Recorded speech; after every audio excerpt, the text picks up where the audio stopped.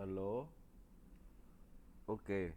Eh, saya mau menjelaskan apa yang bisa kita pelajari dari coding komputer ya, pemrograman komputer. Nah, nama saya Stefanus Surya Dharma Tanjung. Dulu SD di Tresia, Ketus Raja ya, SMP di Anglus Kustos yang di utara di dekat gereja Katolik Kepanjen itu, terus SMA Sin Louis. Terus saya kuliah di ITS Elektro S1, terus S2 ITB Elektro juga. Terus S3-nya Computer Engineering di Nanyang di Singapura. Terus saya kerja di Tokyo Institute of Technology buat chip, impact chip sama buat untuk fingerprint gitu. Oke. Nah, sekarang kita coba belajar apa sih coding, eh, apa yang perlu dipelajari untuk coding ya. Oke, sekarang coding itu biasanya kita taunya bahasa gitu. Nah, bahasa yang biasanya kita tahu adalah misalkan C++ atau C, itu fundamen ya dari kebanyakan hardware kita tuh diprogram di C gitu. Nah, ini misalkan kalau Windows itu ya dari C dan Linux juga dari C gitu, buat membuatnya ya. Bahkan ya membuat operating sistemnya ini ya. Terus kemudian ini MIT membuat suatu aplikasi untuk membuat program aplikasi di Android gitu. Jadi MIT ini secara online dia membuat namanya eh, apps inventor ya. App inventor ini untuk Android itu pemrogramnya visual, jadi tidak ngetik-ngetik seperti C++ tapi langsung blok-blok gitu ya, kotak-kotak eh, digeser-digeser gitu. Nah, itu bisa membuat pemrograman untuk handphone langsung dan cepat gitu, nggak usah install terlalu banyak gitu. Terus yang ketiga, ini yang saya sukai, kalau kita tertarik untuk membuat otomatis sesuatu rumah, untuk di rumah gitu ya, untuk belajar hardware, tapi hardwarenya bisa diprogram. Ini bisa kita pakai beneran di rumah tangga gitu ya, atau untuk mainan kita, itu namanya pakai logo Siemens, ini digital hardware programming ya. Logo Siemens Logic Module ya. Jadi yang nomor 2 sama nomor 3 ini bisa untuk sekolah gitu ya, so SD SMP SMA itu boleh gitu ya.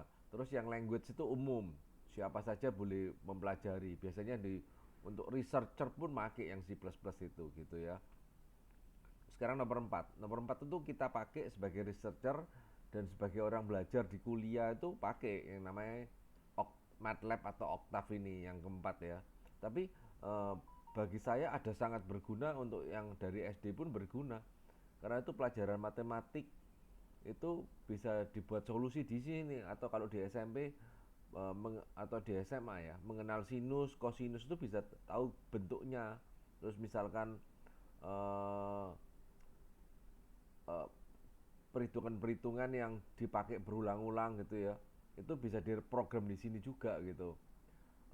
Misalkan kalau ada tahu Fourier transform gitu ya, eh, kot gelombang kotak gitu ya, itu terdiri dari sinus, banyak sinus itu bisa ya gitu. Oke, sekarang kita coba ke yang selanjutnya, C programming. C programming itu ada online school ini ya. Online school ini bisa belajar sendiri. Memang tentu bisa saya bimbing dulu gitu ya. Terus ini belajar belajar C++, tentang apa, misalkan variabelnya. Itu apa sih variabelnya, itu integer, boolean, string gitu. Ini nggak usah install pun bisa coba di sini, try it by yourself gitu. Ya, ini seperti ini ya. Untuk ngeprint angka 15. Nah, ini ngeprint angka 15 ya. Ini saya ganti 157 misalkan run, langsung ngeprint 157 gitu. Kalau install sendiri program juga bisa gitu ya. Hmm, oke. Sekarang Eh,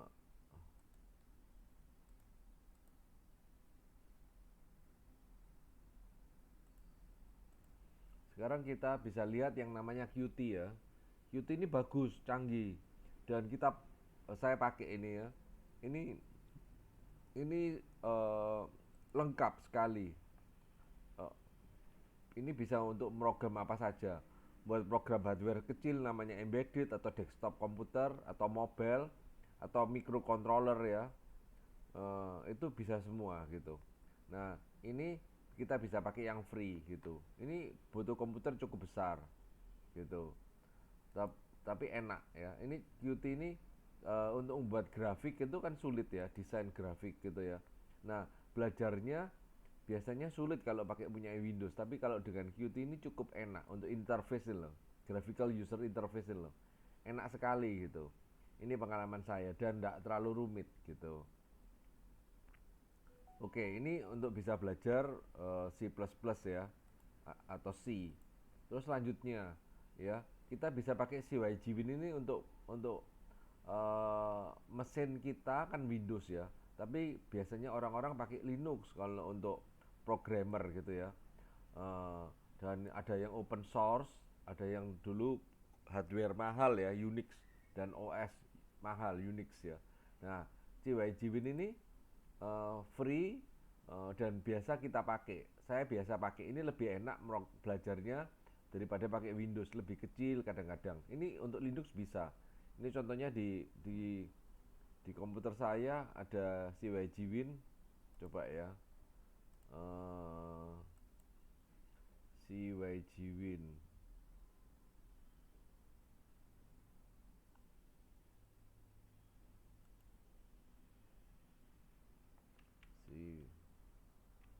CyGwin. Nah, ini CyGwin terminal. Oh, ini ya, yang ini. Nah, ini seperti ini. Ya. Ini sudah Linux gitu ya, udah Linux. Beda sama yang Windows. Kalau Windows itu namanya terminal ya, command prompt. Eh, Nah, kalau Windows itu kita nulisnya dir gitu ya.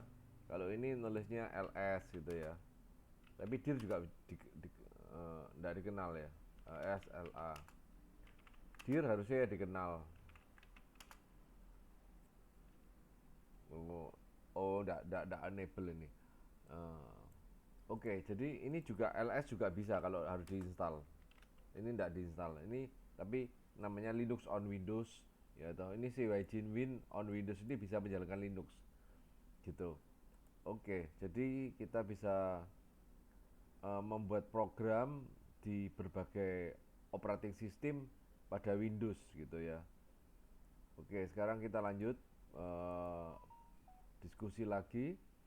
Saya udah cerita online belajar ya bisa, nggak usah install apa-apa. Terus kita bisa install yang library yang lumayan lengkap, ada grafiknya, Qt atau CyGwin. Terus kita bisa buat program dengan tanpa library ya. Tak maksudnya library-nya enggak sampai yang rumit, tapi pakai yang kecil-kecil gitu. Ini ada yang namanya code block ya. Code block ini contohnya. Nah, code block ini saya buat program compilernya ini, tapi ini saya pakai misalkan ini compiler uh, compilernya pakai GNU ya toh. Nah, ini GNU itu not unique ya namanya, GNU. Nah, ini saya bisa running ya. Nah, ini sudah ketik ya hello world gitu ya, bisa bisa tampil kan. Nah, seperti ini. Nah, ini tulisannya gini, hello world one misalkan ya. Saya compile lagi. Nah, hello world. Oh, ini debug build build habis build terus baru run ya. Nah, ini hello world one ya. Nah, kalau yang ini itu yang ada frame-nya. Ini yang programming tapi berdasarkan Windows. Jadi bukan seperti Qt itu ya, library-nya Qt, ini library-nya Windows. Ini active project ini ya, saya set active project. Uh, Terus saya running. Nah, dia bisa nampilin sesuatu seperti ini. Ini namanya frame gitu. Uh, kalau ini debug jadi ada item-itemnya keluar seperti ini ya. Tapi kalau bukan debug, rilis gitu, bisa nampil langsung gini. Nah ini bisa dibuat gambar program macam-macam seperti itu. Nah ini namanya graphical user interface gitu ya. Terus library-nya kebetulan kalau yang tadi ini pakai library-nya Windows ini. Ini miliknya Windows gitu ya. Windows uh, application Windows. Compilernya GNU GCC ini, compiler namanya. Uh, Kalau Qt ya biasanya pakai Qt compiler gitu. Pakai Windows ada juga Windows compiler gitu. Tapi ini kita pakai GNU GCC compiler untuk ngompel ini ya. Seperti ya oke. Sekarang ada lagi yang menarik. Nah, uh, kita lanjut lagi ya. Sekarang ke next. Kita bisa belajar untuk membuat untuk handphone. Itu kita bisa pelajari yang ini, apps inventor ini. Uh, saya udah buka. Nah ini MIT. Nah ini contohnya saya membuat program. Ini getting started with MIT Inventor ya.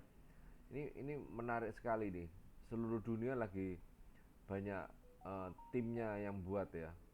Ini misalkan our team. Nah timnya ini profesor ya toh. Terus ada juga dari MIT ya. Ini staff-staffnya. Hmm, Oke. Ini ada studentnya juga lengkap kan. Nah, ini student dari MIT loh ya. Dia yang develop ini, sistem ini. Contohnya sekarang aplikasinya. Aplikasinya yang dibuat ya seperti ini, ya toh. App Inventor of the Month ini apa nih? Solution Drove ini jenisnya ya. Uh, kita coba ya. Kita lihat ini bisa dilihat enggak?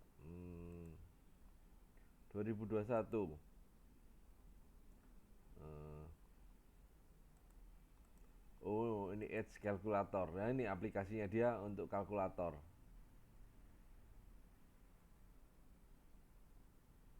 Ini Edge Calculator.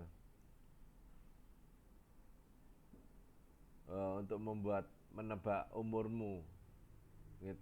Menghitungnya ini contohnya Edge kalkulator.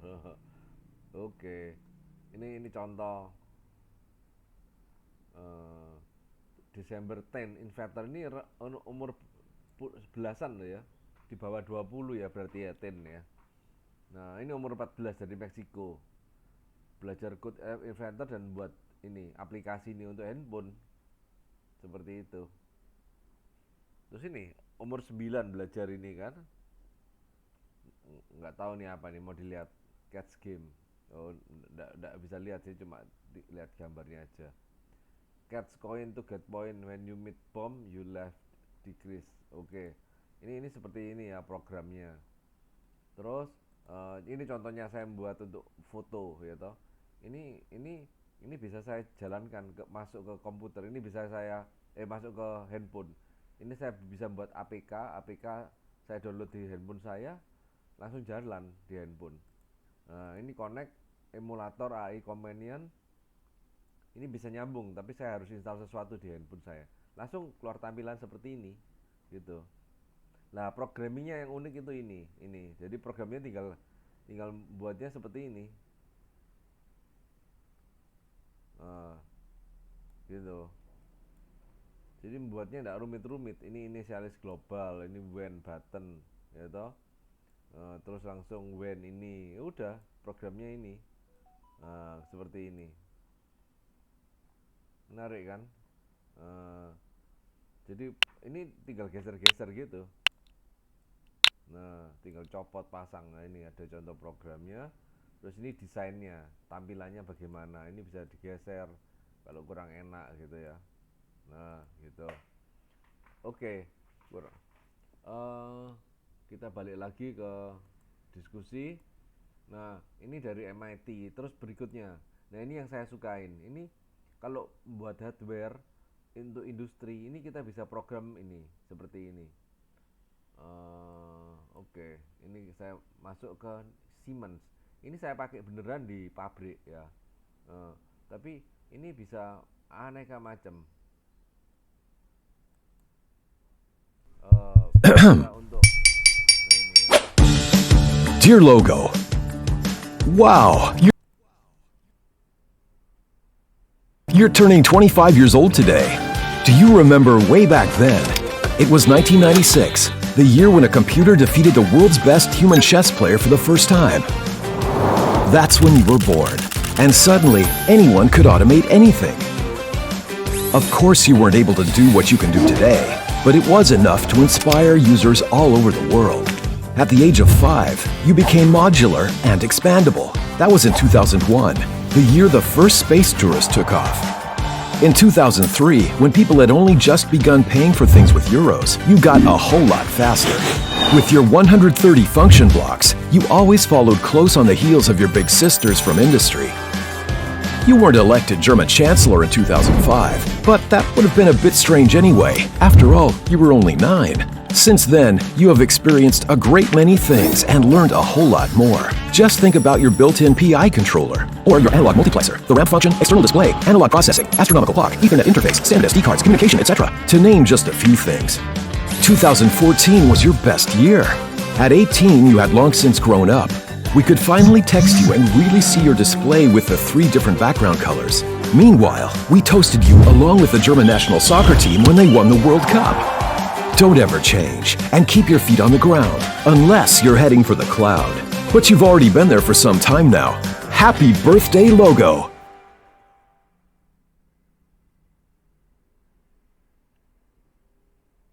Oke, ini yang logo ya. Ini menarik, bisa buat program. Ini contoh programnya ya. Coba saya jalankan yang di pabrik atau yang di sini dulu ya. Logo soft comfort. Nah ini programnya cukup sederhana. Hanya blok-blok tadi serupa sama yang dari MIT, tapi ini lebih apa? Ini lebih untuk hardware gitu ya. Jadi jauh lebih sederhana gitu.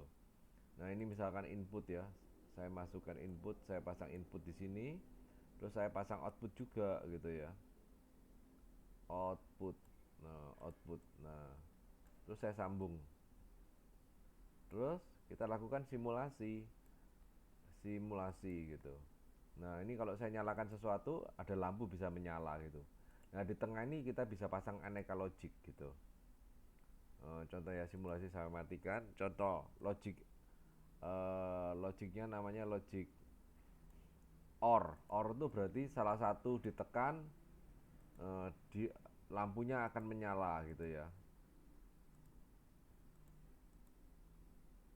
Ini disambung di sini. Ini input 1 terus ditambah lagi input 2 ya. Nah, seperti ini. Terus kita jalankan. Nah, ini kalau kita tekan harus salah satu ditekan, lampu pasti menyala gitu. Karena logiknya OR seperti itu. Oke. Nah, ini hardware-nya juga sederhana, kecil. Ini kita tutup ya. Close without saving. Nah, hardware-nya yang kecil tadi itu segenggaman tangan. Nah ini hardware-nya kecil seperti ini. Ada banyak contoh nih, dari yang sederhana sampai yang untuk pabrik gitu ya. Hanya ditambahin modul-modul gitu kecil-kecil gitu bisa untuk pabrik. Saya pakai ini. Terus bisa nampil, misalkan saya tampilin suhu di pabrik ya. Nah ini dapat dari logo tadi yang kecil tadi. Ini saya akses komputer di pabrik, kita lihat.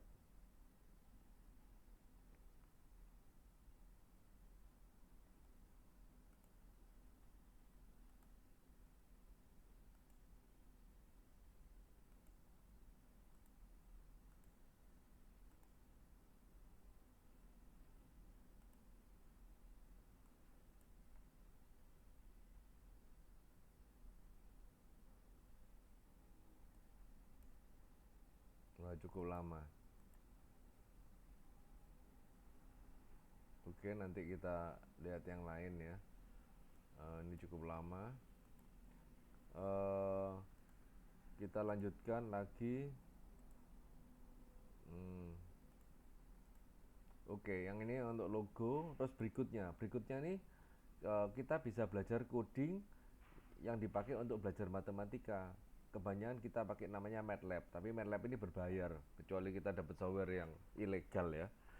Tapi MATLAB dapat dipakai, semua fungsi di MATLAB dapat dipakai yang ada di Octave ini. Jadi kita bisa pakai Octave. Coba ya kita lihat di MATLAB dulu. Nah, MATLAB itu, nah ini seperti ini ya. Ini yang trainingnya ya. Ini sudah. Nah ini contoh yang kembali tadi ya. Ini di pabrik ini ada suhu kan. Nah ini suhunya ini contohnya minus 15 derajat, minus 19 derajat, minus 19 derajat toh, 19.0, 19,7, terus ini ada minus 9,5. Ini adalah kondisi di pabrik. Nah coba ya, ini yang sudah tampilannya canggih ya. Untuk handphone ini tampilannya. Tapi kalau untuk yang basic ya, ini yang versi lama itu tampilannya ya seperti logonya itu sendiri. Kita bisa lihat hardwarenya, bisa juga kelihatan ini. Nah ini seperti ini. Nah ini ada suhunya toh, 15,2, 24. Nah, terus coba kita lihat ini toh, 15,2 kan. Terus sebelahnya ini 24 ya, seperti itu. 24 ini yang mana nih? Oh, 15,2 ke 24 ini masih 19,5. Ini 17 sama 21. Coba kita lihat. Oh, ini tidak refresh nih. Coba saya refresh. Nah, ini 15,24 terus 17,21 kan, seperti itu. Nah, oke. Ini yang apa? Logo ya. Terus ini misalkan kita mau nyoba penjumlahan ya, 5 tambah 3 gitu. Nah ini pelajarannya, kita bisa nulis 3 kali 5 gitu ya, kali 50 deh gitu ya. Nah kita enter. Oh dia nyaranin 3 kali 5 saja sih, sesuai pelajaran kan. Nah itu 15 gitu, seperti itu. Terus kita lanjutkan lagi misalkan tas 2. Nah, 7 tambah 3 di sini ya.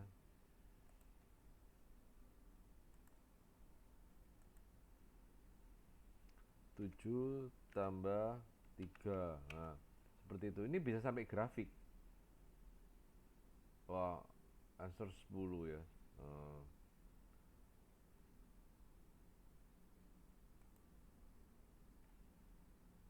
Itu enggak tahu, minta multiplication apa nih.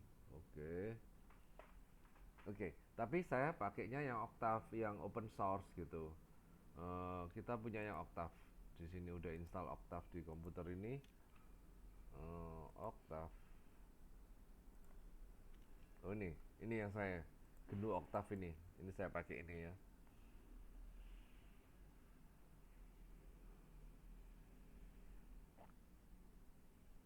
Nah ini misalkan. Ini kita bisa lakukan seperti tadi ya, 3 kali 5 ya. 3 kali 5, ya toh? 7 tambah 3. Tapi kita bisa buat grafik misalkan X ya, sama dengan dari X sama dengan 1 sampai atau gini ya. X sama dengan ya. X sama dengan sinus ya, misalkan 0 sampai berapa? Pi gitu ya. 0,1 jadi sampai angka pi. Pi itu kan 2,7 ya. Nah, seperti ini ya. 0 sampai pi. Terus saya buat sinus pi gitu ya, sinus x ya. Coba. Nah, itu Kalau plot saya harus bisa plot ya. Plot sin X. Ini namanya X, sin X ya. X itu yang sumbu X-nya gitu. Nah, ini seperti ini. Ini. Tadi kan saya nulis 0 sampai 3 tadi ya. Terus ini sinusnya, nilai sinusnya itu yang atas ini. Nah, seperti ini gitu. Ya, ini seperti ini. Nah, ini pakai yang namanya oktav. Tapi saya juga bisa membuat fungsi. Misalkan A sama dengan 3 ya toh. B sama dengan 5. Terus A kali B sama dengan berapa? 15.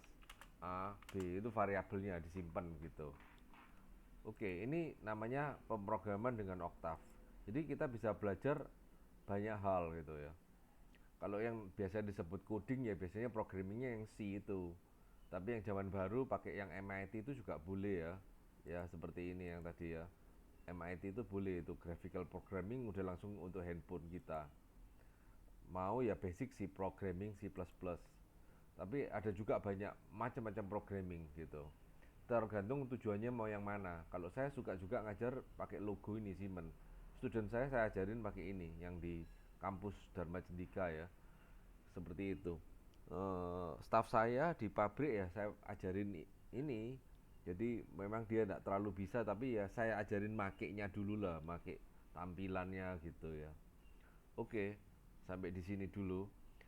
Coba saya butuh input dari yang mau belajar apa gitu yang ingin dipelajari. Terus nanti kita diskusi lagi.